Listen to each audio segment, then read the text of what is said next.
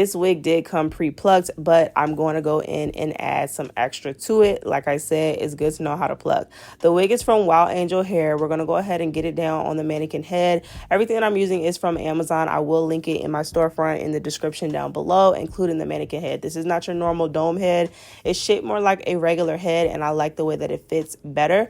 So we're going to go with this, okay? First thing you want to do is do a middle part down the middle of the wig. You do not want to pluck in the middle of your wig because you will get a bald spot. That is like one of the most important key tips to take away from today. I'm using the Tresemme Extreme Hold Spray. I think this is like a level 2 or 3. It's very lightweight. It will not make the hair crunchy. You can keep spraying it and it won't even make the hair heavy at all. So this is one of my favorite products to use. We're just going to define that middle part and make sure that we can see it. So when we're plucking, we don't have to think twice about where we are at on the wig. The wig is a HD lace wig from Wild Angel. Like I said earlier, I got this from Amazon, y'all. I am on a hunt for all of the top quality wigs on Amazon. I do purchase these myself, so make sure to follow up on my TikTok if you're not following me already. Or also, subscribe if you're not subscribed on YouTube. I do videos on here and reviews. But I buy these wigs myself, and I go ahead and let y'all know the real tea on what I'm thinking. And this is a good wig. I have it linked on my storefront, so make sure to check it out. These are the tweezers I like to use. These are like my third set. I get these from Amazon as well in like a 4 or 5 piece set. It comes with multiple different types of tweezers and also a nice little case to put them in. But I'm using these tweezers. These are the slanted tweezers, and we're going in sections on our hairline. I like to do 3 sections, right at the crown, the middle of that area, and then right around the ear tab. Those are the 3 sections. So we're going in the first section, and basically I'm doing the pluck skip method. The difference with this and the pluck skip method normal is I'm going to be adding a little bit of what I do. So you're going to want to split the hair. What we're focusing on is spacing. So you're going to pluck a space, leave hair, pluck a space, leave hair. And as you can see, it's creating these lines in the hairline, and that is what's going to give you the natural look.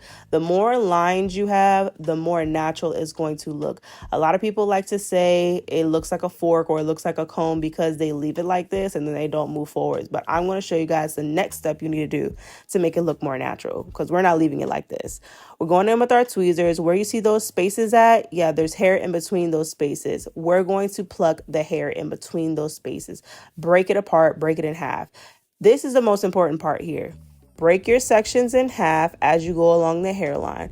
The more you break up each section, the more natural this is going to look. So this was the first one. We're going to move on to our next little block of hair, and we're going to break that in half. Go ahead and pluck a space right down the middle of that, and that is going to make it look more natural. Hairlines have small strands of hair, so we're trying to mimic that small strand of hair look.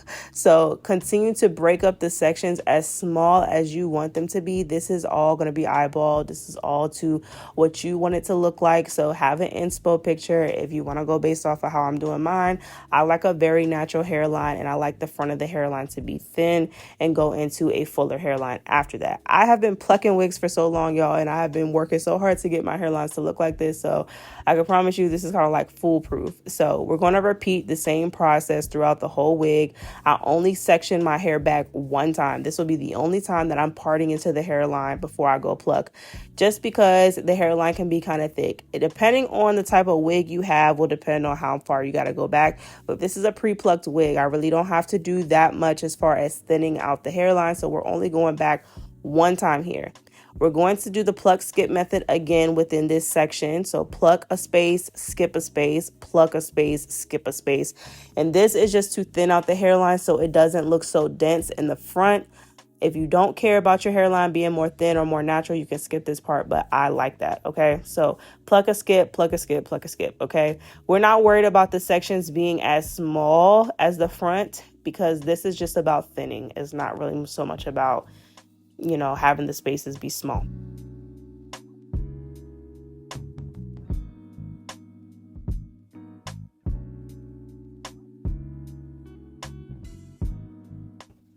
So after I've thinned that out, I'm combing all the hair back using my hot comb again. Y'all are going to see me use this hot comb so many times. The hot comb is what I use to make sure that everything is going how it's supposed to go and is looking how it's supposed to look. But after I go ahead and hot comb everything back, now I'm going back in and moving on to my next section. I am plucking my spaces in. Make sure you're plucking on a slant and you are opening and closing your tweezers as you're moving back. If you pick up your tweezers as you go, that's how you can make sure that you're opening and closing them and you're not just dragging them across the hairline. If you're dragging them, you're not picking up a lot of hair. Okay, so pluck, skip, pluck, skip. And when I'm plucking, I like to count to 4 or 5 when I'm plucking to keep myself in a routine and I'm not getting off track. If you forget what you're doing or forget how many times you've plucked, that's when you start to create bald spaces when you're getting carried away. So as I'm plucking, I count.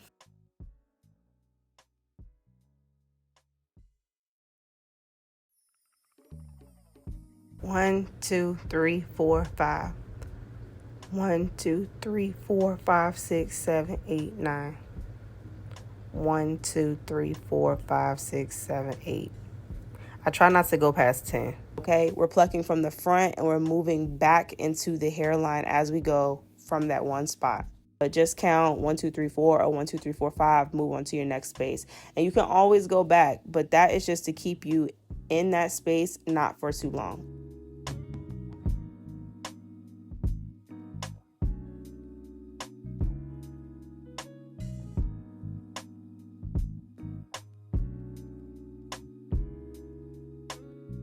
Continue to use that hot comb. I like to pluck dry. You can pluck wet. It's a preference. I like dry because I just like using that hot comb. And then I am going to be repeating this process over and over and over again until I like the way that it looks. I want as many smaller spaces as I can get in the front of the hairline.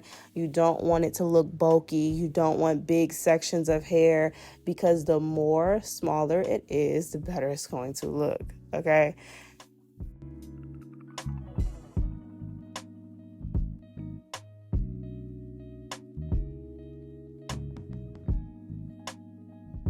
Parting the hair back one section and then repeating the process. Make sure to keep on watching this to the end of the video so y'all can see the final result. But for now, I'm just going to go ahead and let y'all watch me do this part and then I'll come back at the end.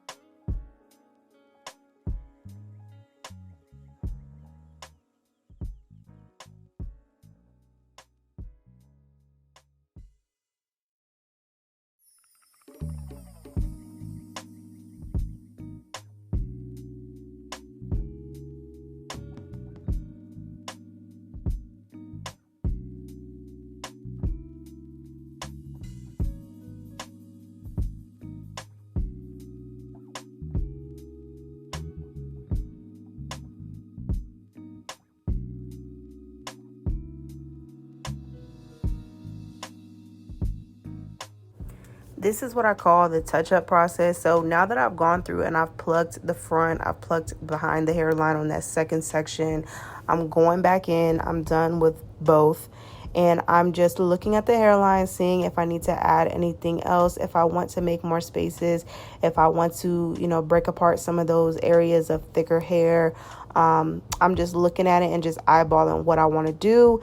And I do want to go in and make more spaces. Like I said, the more spaces you have, the more natural it looks. And doing it too much can start to, make your hairline recede, like the wig hairline to recede. So just try not to do it too much. Don't stay on an area too long. Like I said, just make sure you're counting as you're going through your process. But I'm just touching up the front of the hairline, making sure that it's looking exactly how I want it to look.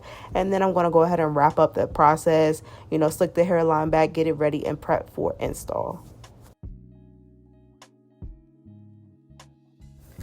All right, so this is the final result. I'm extremely impressed and happy with how this came out. I mean, I haven't plucked a wig in so long, so I'm just happy that it came out good. Plucking is a skill you'll always need to know no matter what kind of wig you buy. You may want to add a little something to your wigs, but make sure to go follow me on all my socials. Subscribe to my channel. I was going to sell this, but I said, you know what? I'm going to give the girls something for free.